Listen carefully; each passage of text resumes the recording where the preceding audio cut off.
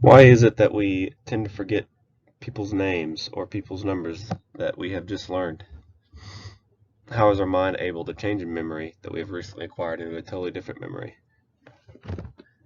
These are a couple of questions that are usually asked when talking about the interference theory of memory.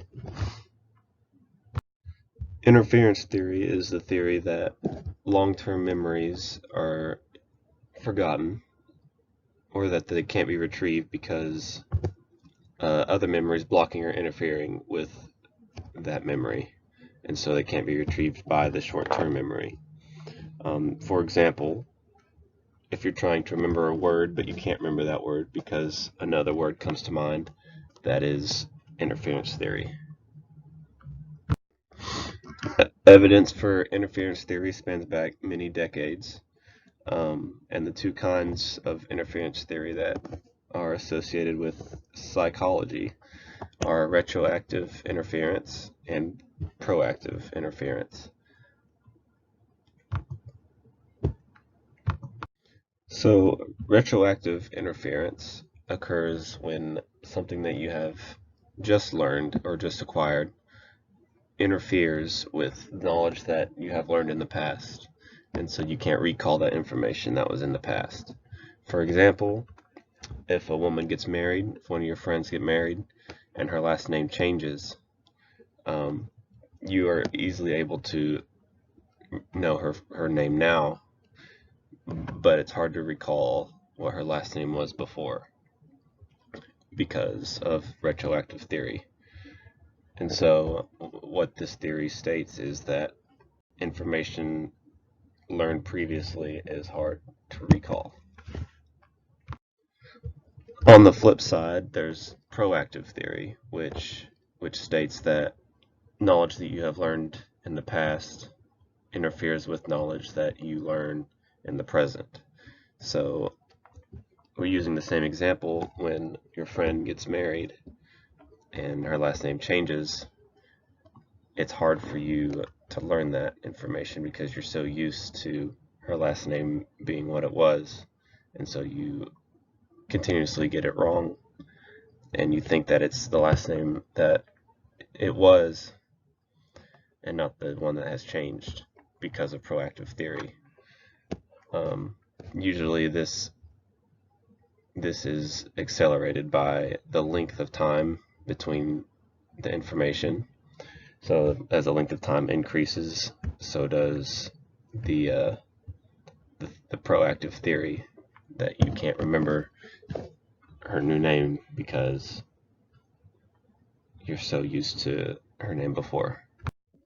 So Jacobi and company they performed 3 experiments on students to test if they could avoid interference and instead turn it into facilitation.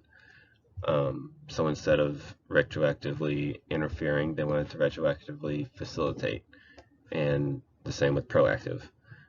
In the first experiment, they tested retroactivity, and they tested 2 pairs of letters, which were AB and AD. But before the test, they brought to mind to the students the original pair, and they said that this is going to change. And so during the test, the students were already aware of the change, and so they were able to notice the change, and so they retroactively facilitated the change instead of interfering. In experiment 2 and 3, they proactively facilitated the change beforehand, so they brought to mind the students just this is going to be the change, and so they were able to distinguish the change during the test because they proactively facilitated it beforehand. And so interference, they wanted to almost debunk the interference theory by just stating that if you give students the knowledge of change, then they're able to distinguish between the two easier. Going right along with that, Coy and company wanted to test the interference theory by determining the relationships between evaluation anxiety, negative off-task self-dialogue, and 3 components of working memory. When students were exposed to evaluation-induced instructions, they showed higher test anxiety and lower test results, and they weren't able to perform as well as others who weren't given these instructions with evaluation anxiety.